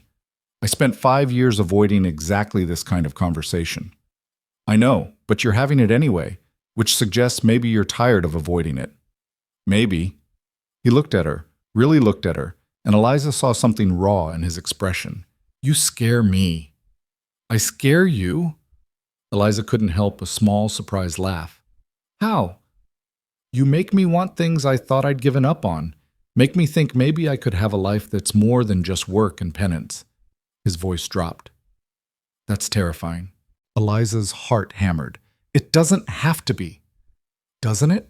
I'm not husband material, Eliza. I'm damaged goods, a man with blood on his hands and ghosts in his head.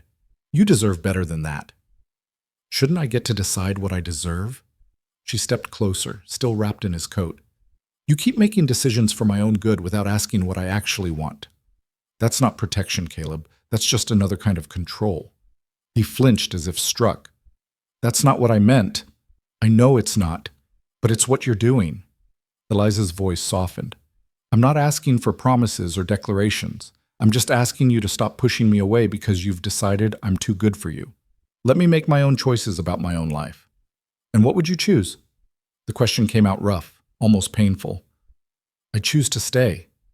I choose this ranch, this life. I choose you, if you'd let me. The words hung in the frozen air between them, impossible to take back. But only if that's what you want too. I won't force myself into your life, Caleb.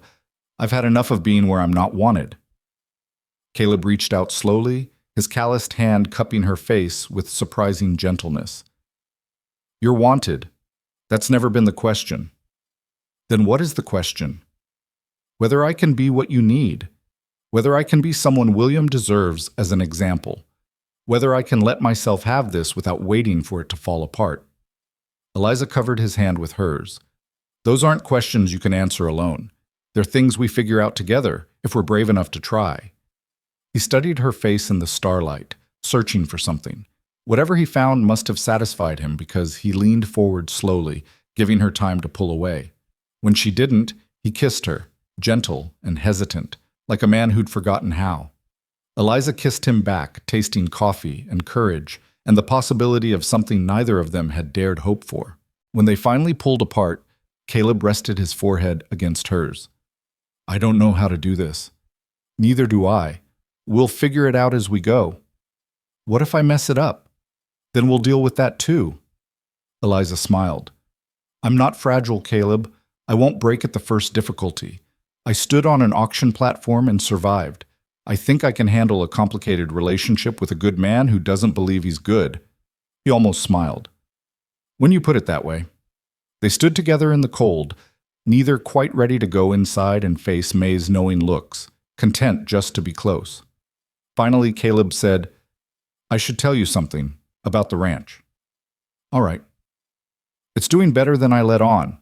Not just surviving, actually profitable. I've been putting money aside thinking maybe someday I could expand, hire help, build something bigger. He paused. But I never had a reason to actually do it. Never had anything to build toward. And now? Now I'm thinking about futures instead of just getting through days. Thinking about what this place could be with the right people helping run it. His arm tightened around her. Thinking about William growing up here, learning the land, about maybe not being alone for the rest of my life. Eliza felt warmth bloom in her chest despite the cold. Those are good things to think about. Yeah. He sounded almost surprised. They are. They finally went inside to find May pointedly reading by the fire, not looking up when they entered. Get your thinking done? She asked innocently. Some of it, Caleb replied, hanging his coat. Good, because that baby's going to wake up hungry soon and Eliza needs rest. May's eyes twinkled. Among other things, Eliza felt her face heat. May, oh hush, I'm old, not blind. About time you two figured out what the rest of us already knew. She stood, stretching. I'm going to bed. Try not to stay up all night talking. The cattle don't care about your revelations. They'll still need tending at dawn. After she left, Eliza and Caleb looked at each other and laughed softly. She's impossible, Eliza said. She's right, though, about most things. Caleb hesitated, then took Eliza's hand.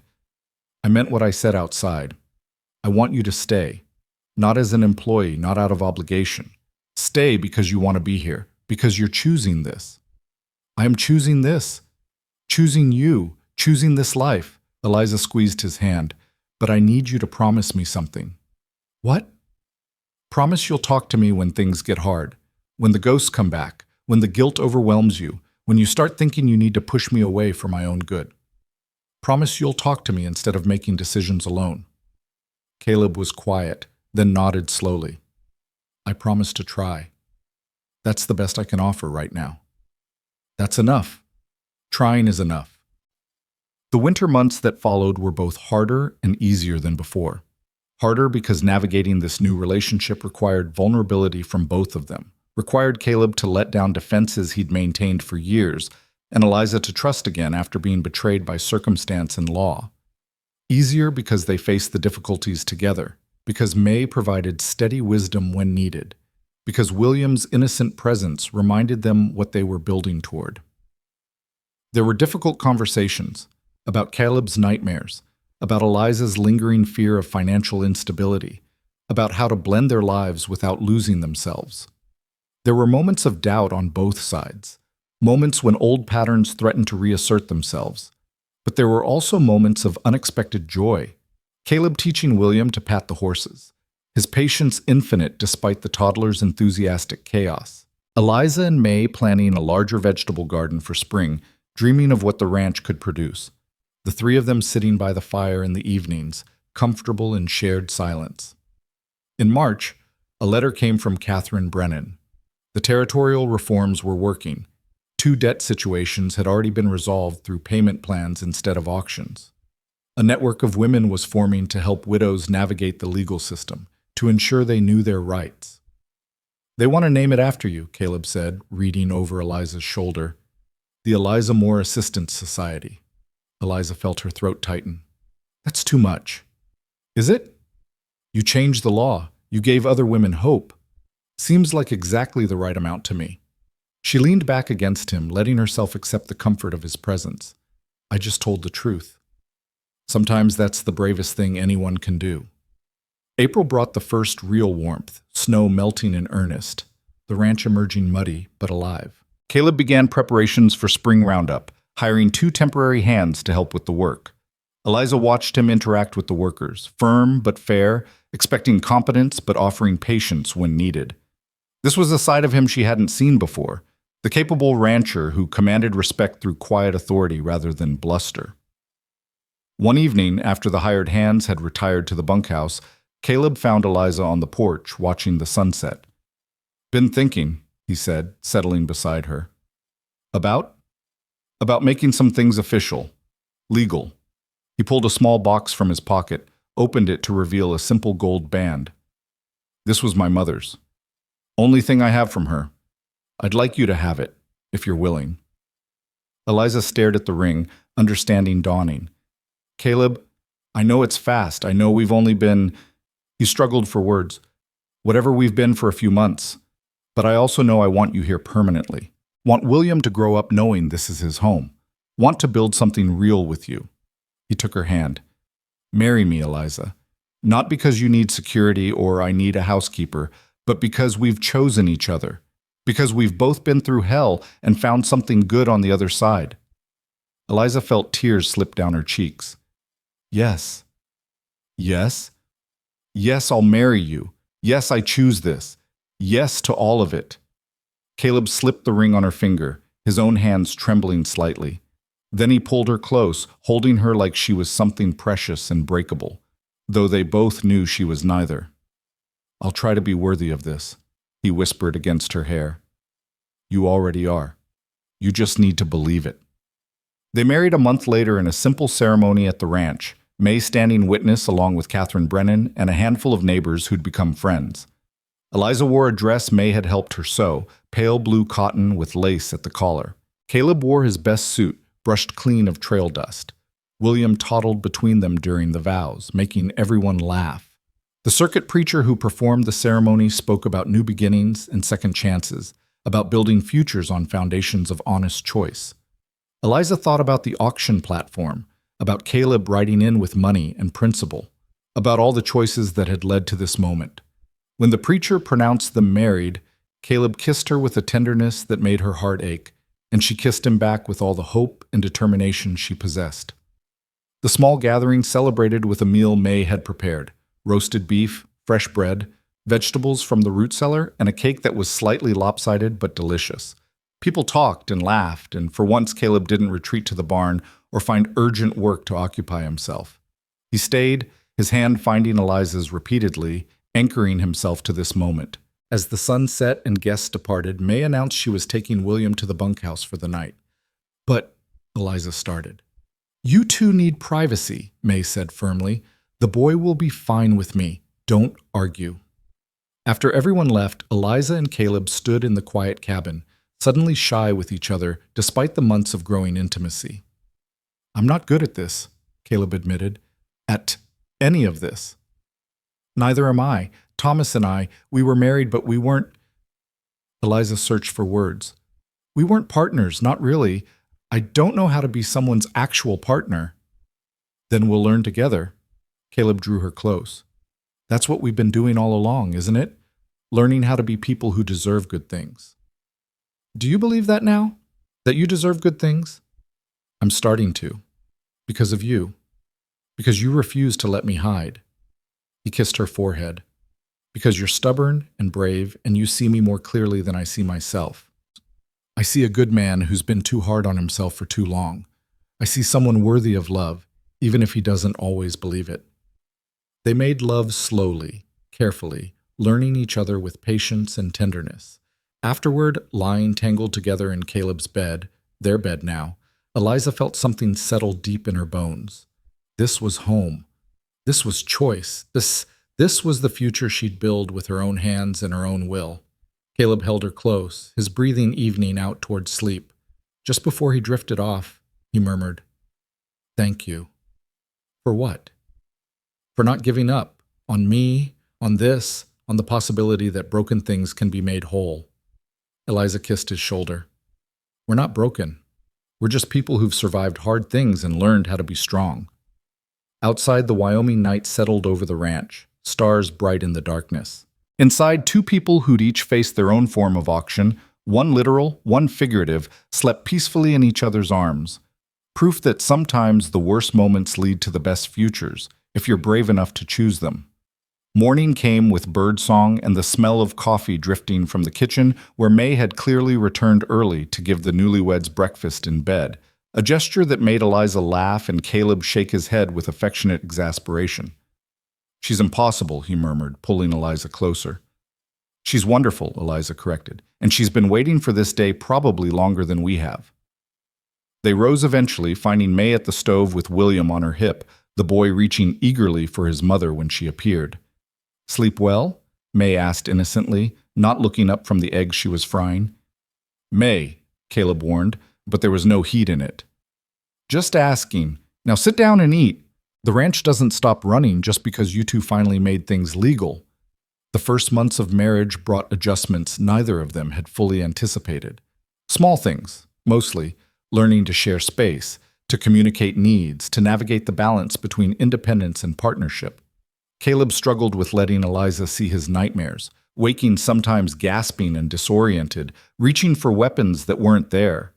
Eliza struggled with old fears of abandonment, of financial ruin, waking to check that her savings were still secure, even though they were building a life together now.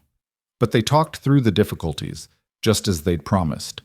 Late-night conversations by the fire, honest admissions of fear and doubt, gentle reassurances that this was real and permanent and worth the hard work.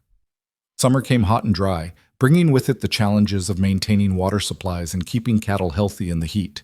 Caleb hired the same 2 hands from spring roundup plus a third, expanding operations as he'd talked about.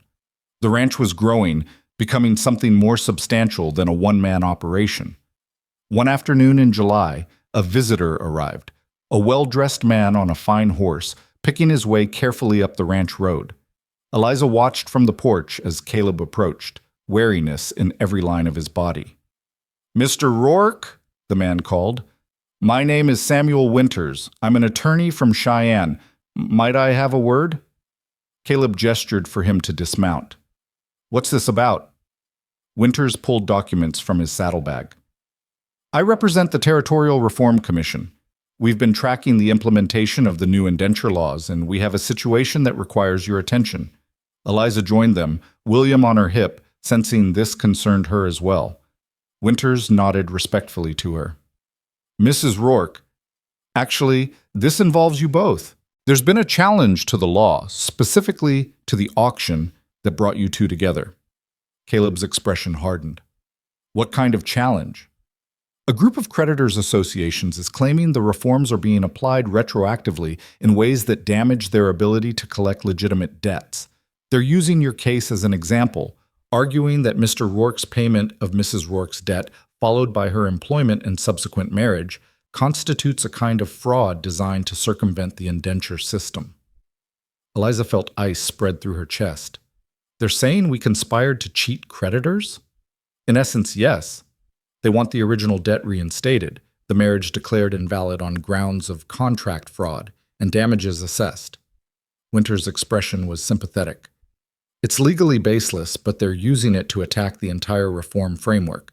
If they can make your case look like a scheme, they can argue the whole law needs to be overturned. That's insane, Caleb said flatly. I paid that debt in full, more than full. The bank accepted payment. How is that fraud? It's not.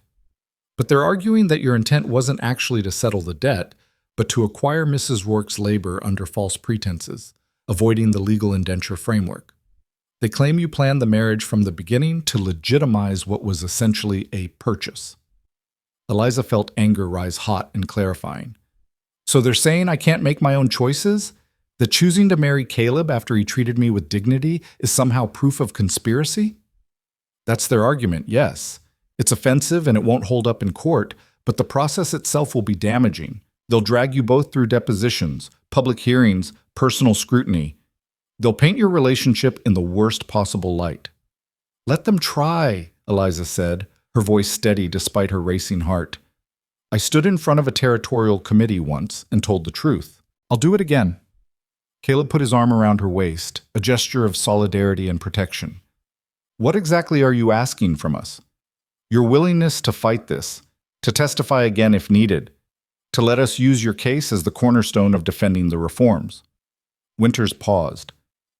I won't lie to you. It'll be difficult.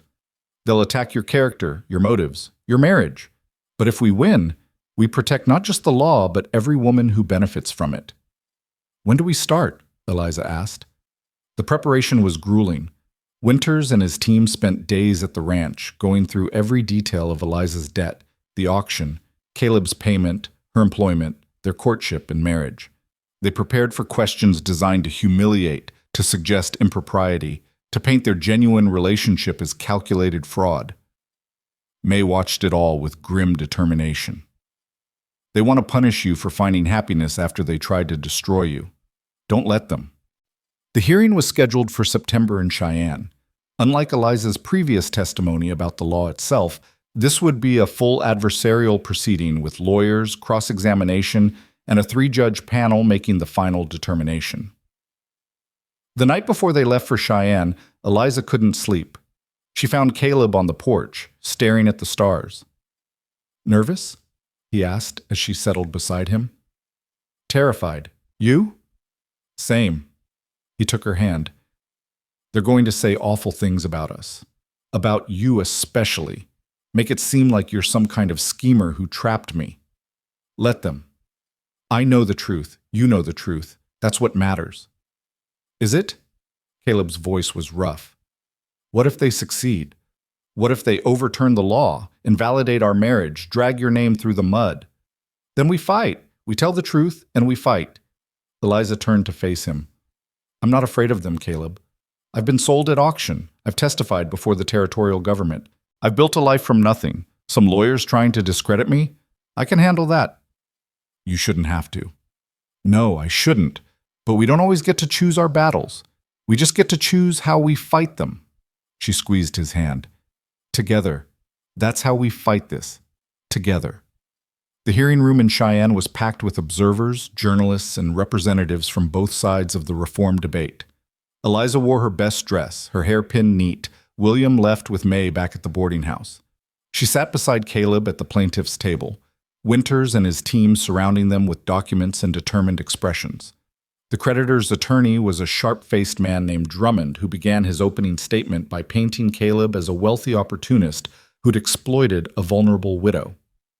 Mr. Rourke had significant financial resources, Drummond argued. He used those resources not to legitimately collect a debt through proper channels, but to circumvent the law and acquire what amounted to unpaid labor disguised as employment. The subsequent marriage was simply a legal fiction to avoid scrutiny. Winters countered with the facts: that Caleb had paid more than the debt required, that Eliza had been offered genuine choice, that their marriage was entered into freely by two adults with no coercion on either side. But the real test came when Eliza took the stand. Drummond approached her with practiced condescension. Mrs. Rourke, or should I say Mrs. Moore, given that we're questioning the validity of your marriage, you were in desperate circumstances when Mr. Rourke paid your debt, correct? I was in difficult circumstances, yes. Desperate enough to agree to anything? I agreed to honest employment for fair wages. That's not desperation. That's reasonable acceptance of a legitimate offer. But you had no other options. You were about to be sold to the highest bidder. The auction was the lack of options. Mr. Rourke's offer was the first real option I'd been given. Drummond's smile was thin. How convenient that this option came from a wealthy bachelor. Did it occur to you that accepting his offer might lead to more personal arrangements? Winters objected immediately. Your Honor, counsel is implying impropriety without evidence. Sustained. Mr. Drummond, focus on relevant facts. Drummond shifted tactics. You began working for Mr. Rourke immediately after the auction? Yes. Living in his home? In a separate room, with May Henderson also in residence as chaperone and fellow employee. And when did romantic feelings develop? Eliza met his gaze steadily. Gradually, over months of working together and getting to know each other as people. There was no sudden decision, no calculated plan. Just two people learning to trust and respect each other. How very convenient. A widow with nothing falls in love with the wealthy man who employs her. You must admit it looks suspicious. Only if you assume women are incapable of genuine feeling or that we can't distinguish between gratitude and love. Eliza's voice was calm but firm. Mr. Rourke treated me with dignity when I'd been stripped of it. He offered choice when I'd been denied it. Those actions showed me his character. I fell in love with that character, not his bank account. Yet you married him within months of arriving at his ranch. I married him when we both felt ready to commit to building a life together. Would it have been more legitimate in your eyes if we'd waited a year? 2 years? How long does a widow need to grieve before her choices become believable? Drummond's jaw tightened. I'm simply establishing that the timeline suggests premeditation.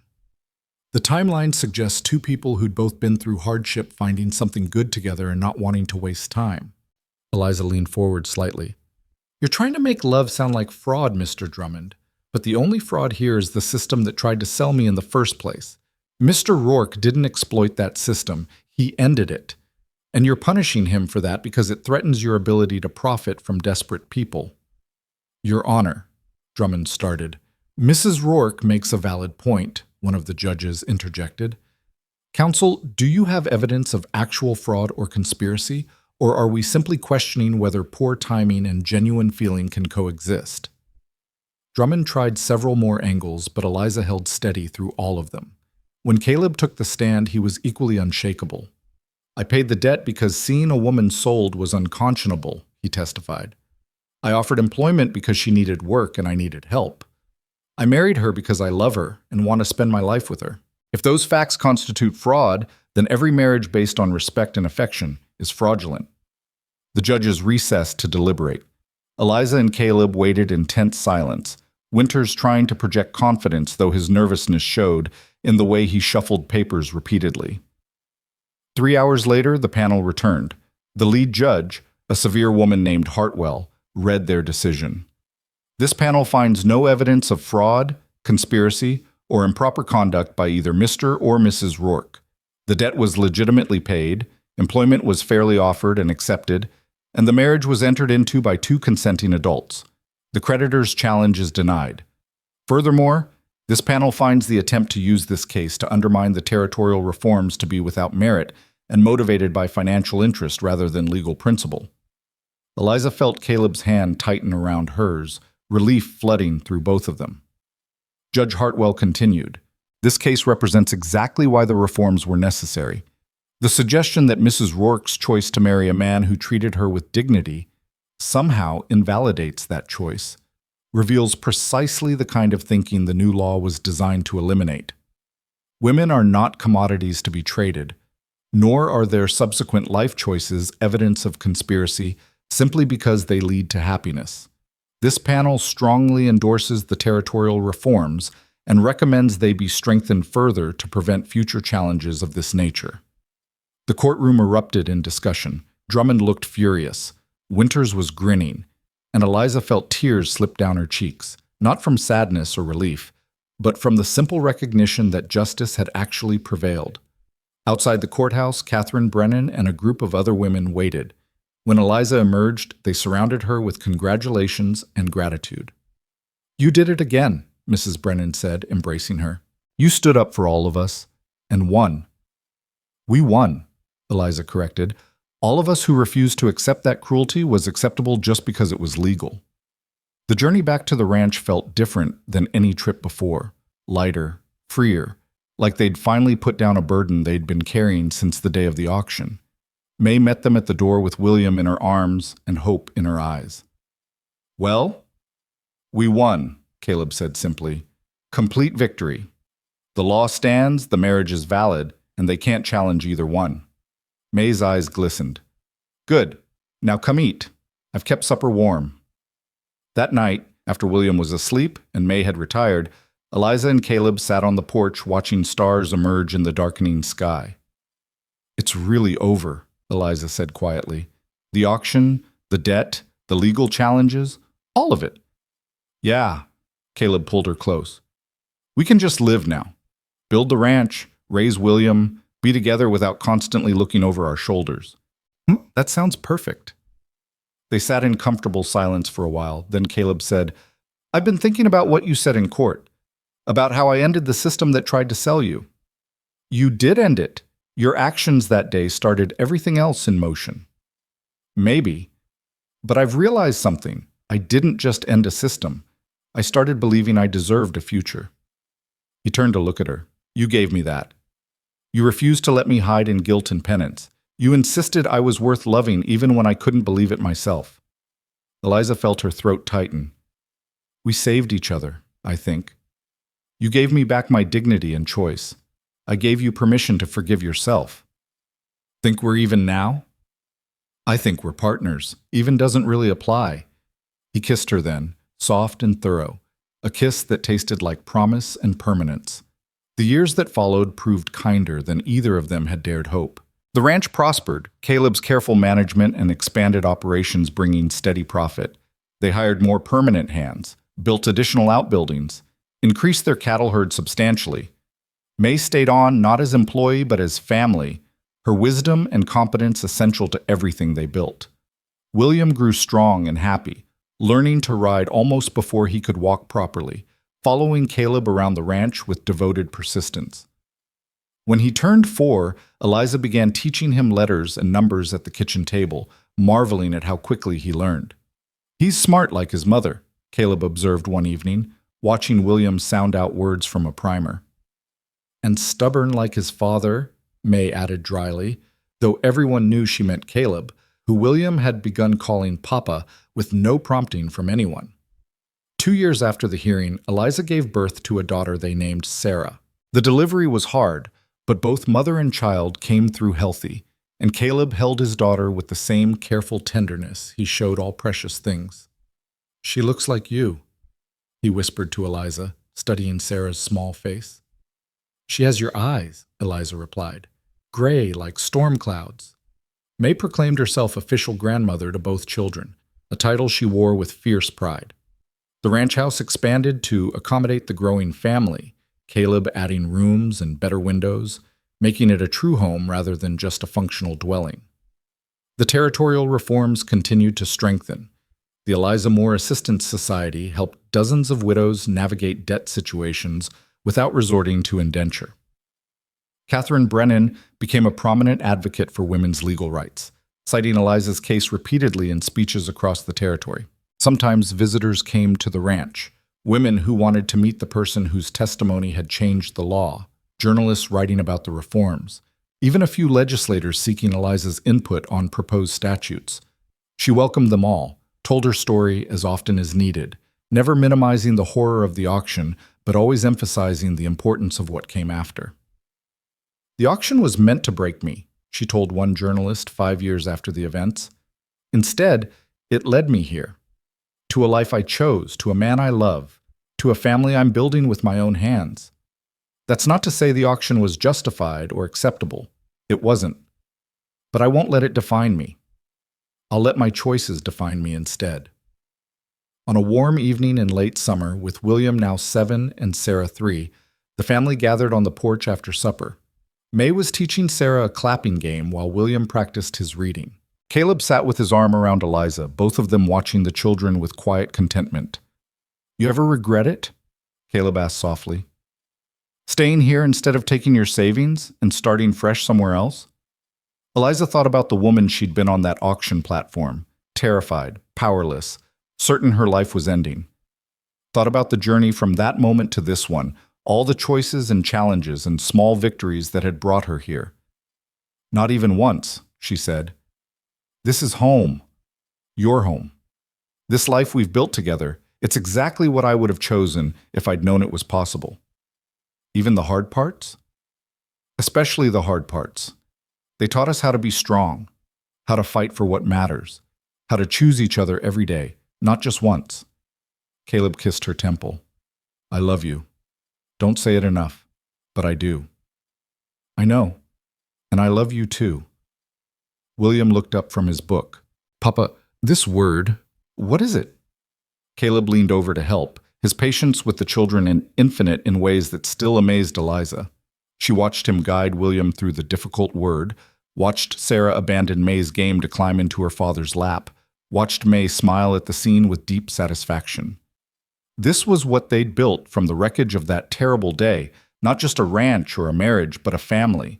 A place where children learned they were precious and protected, where love was expressed through patience and presence, where dignity was given freely rather than auctioned to the highest bidder.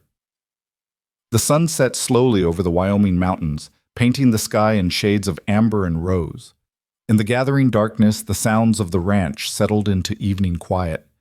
Cattle lowing in distant pastures, horses shifting in the barn, the soft murmur of family conversation on the porch. Eliza thought about the auction one last time, letting the memory come without fear or shame. Yes, she'd stood on that platform. Yes, she'd been sold like property. Yes, the law had sanctioned her humiliation. But then a stranger had ridden in and changed everything. Not by rescuing her, she'd never needed rescue, but by offering something far more valuable, choice. And she'd chosen this. Chosen Caleb, chosen the ranch, chosen to fight for legal reform, chosen to build a life defined by her own decisions rather than others' cruelty. Her dignity had never been for sale, no matter what the auction suggested. It had simply been obscured, waiting for the moment when she could reclaim it and wield it as the weapon it was meant to be, a weapon against injustice, against those who profited from others' desperation, against a system that treated human beings as commodities. She'd reclaimed it that day Caleb rode into the cattle yard. She'd strengthened it through testimony and legal battles. She'd passed it on to her children, teaching them that worth was inherent and choices were sacred. And now, sitting on this porch with her family around her and stars emerging overhead, Eliza Moore Rourke understood that the greatest victory wasn't changing the law or winning court cases. The greatest victory was this: choosing happiness after being told she had no right to it, building love from the ashes of humiliation, claiming a future when the world had tried to sell her past. She was not owned. She was not purchased. She was not property. She was a woman who'd made her own choices and lived with their consequences, the hard ones and the beautiful ones alike. And that, she thought as Caleb's arm tightened around her, and Sarah's laughter rang out in the darkness, and William sounded out another difficult word with determined concentration. That was everything. The auction had ended years ago, but her life, the one she'd chosen, the one she'd fought for, the one she was still building, continued. And it was good.